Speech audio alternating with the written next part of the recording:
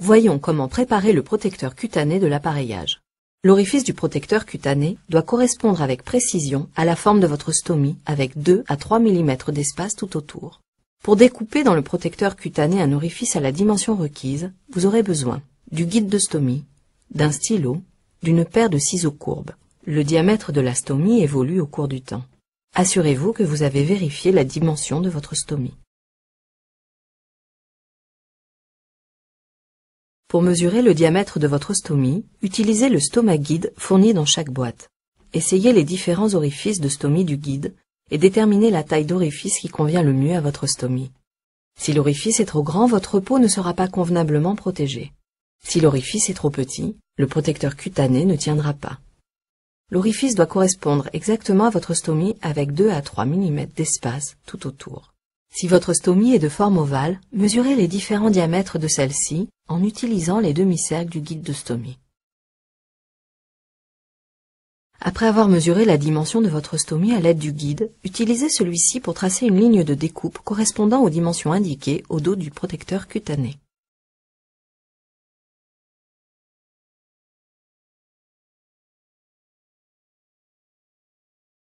Si votre stomie est de forme régulière et si vous connaissez son diamètre, il vous suffira d'utiliser la cible de découpe du protecteur cutané. Si vous ne connaissez pas son diamètre, utilisez le stoma guide fourni dans la boîte.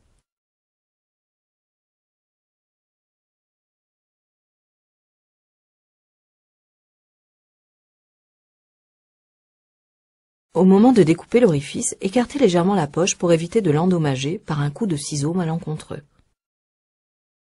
Pour découper l'orifice, veillez à utiliser des ciseaux de petite taille et de préférence incurvés. Après avoir retiré le film protecteur, vous pouvez le conserver comme patron de découpe à réutiliser lors d'une nouvelle préparation du protecteur cutané. Examinons comment mettre en place l'appareillage afin d'assurer une parfaite étanchéité. Détachez le film protecteur en appliquant le pouce sur la languette blanche et tirez sur la languette bleue en vous éloignant du protecteur cutané.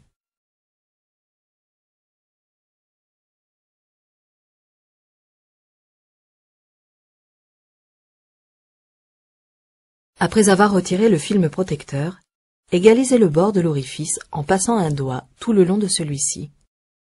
Ceci permet de lisser les aspérités.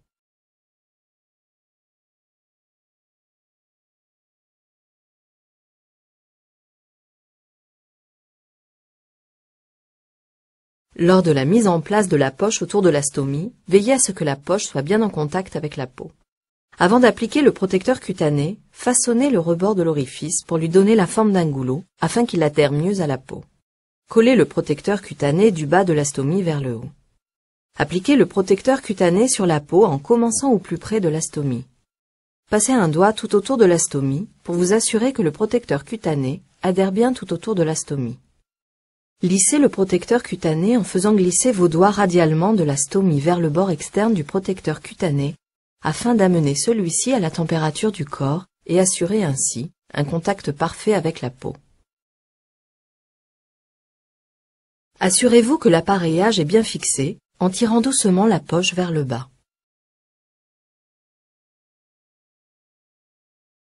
Pour retirer l'appareillage de stomie, vous aurez besoin d'eau, de papier absorbant, d'une petite serviette de toilette et d'un sac plastique.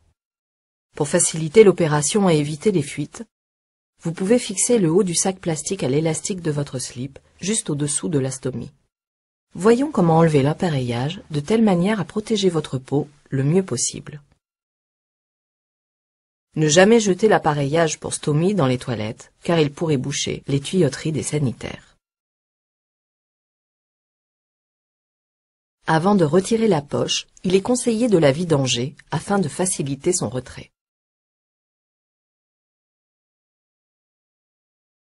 Pour enlever la poche, saisir la languette blanche du protecteur cutané et le détacher doucement de la peau.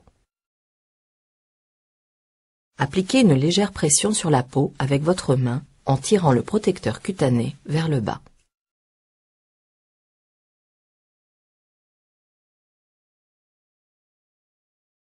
Pour refermer la poche de façon étanche, repliez le protecteur cutané en deux et jetez la poche.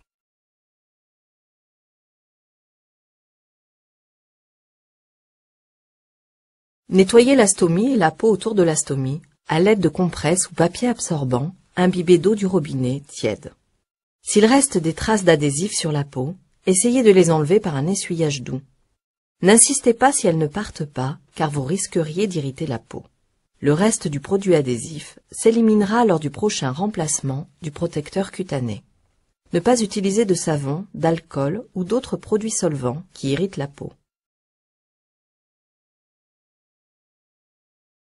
Inspectez la stomie et la peau autour de la stomie afin de détecter tout problème. Utilisez un miroir si nécessaire. La peau autour de la stomie doit avoir le même aspect que la peau sur le reste de votre corps. Elle doit être saine, exempte de taches de décoloration et de signes d'irritation. Les poils doivent être retirés. Utilisez des ciseaux de préférence, pas de rasoir ni de crème dépilatoire, afin d'éviter toute irritation des follicules pileux lors du retrait du prochain protecteur cutané.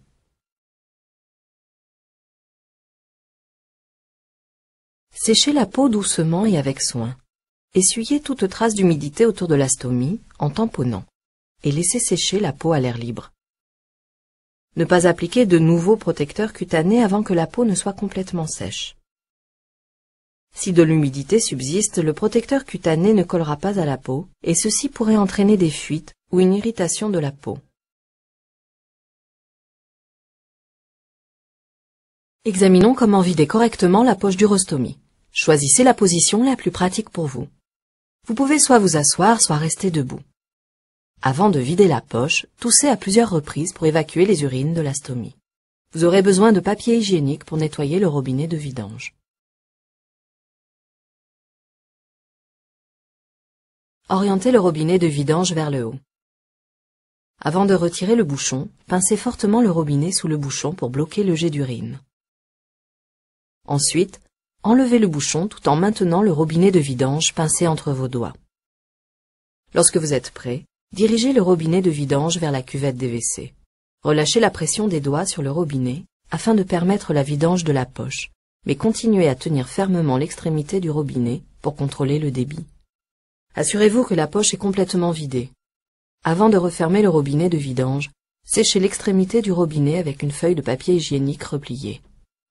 En tenant l'extrémité du robinet avec le papier hygiénique, orientez le robinet vers le haut. Jetez le papier hygiénique. Insérez la pointe du bouchon dans l'orifice du robinet et appuyez fortement. Vous aurez peut-être besoin de raccorder une grande poche complémentaire à votre poche d'urostomie pour la nuit. Cette poche de nuit se raccorde à votre poche d'urostomie à l'aide d'un long tuyau et se place sur un support posé au sol. On peut aussi la suspendre à un dispositif spécial accroché au lit. Vous aurez besoin d'une paire de ciseaux pour ajuster, si nécessaire, la longueur du tuyau de raccordement à la poche de nuit, ainsi que de papier hygiénique pour essuyer d'éventuels écoulements. Voyons comment raccorder, vider et déconnecter la poche de nuit.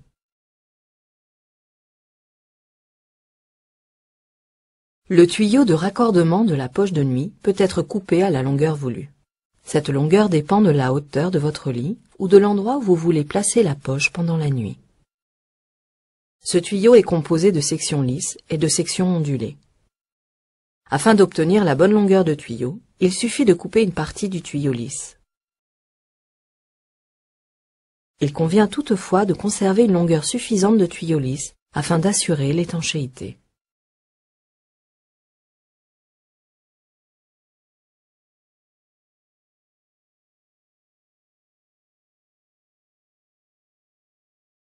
Raccordez le tuyau à la poche de nuit par un mouvement de rotation ferme et vérifiez la bonne tenue du tuyau en tirant sur la jonction.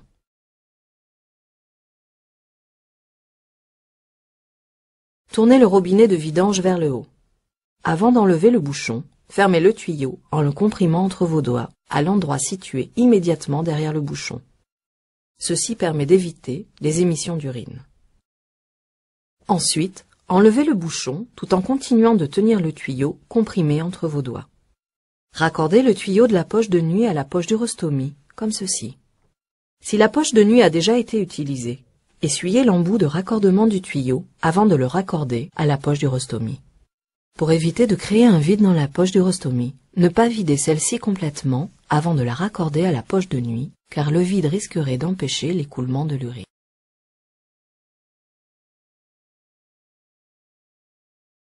Pour vider la poche de nuit, tournez son robinet vers le bas. Ensuite, appuyez avec vos doigts sur la valve pour évacuer le jet d'urine.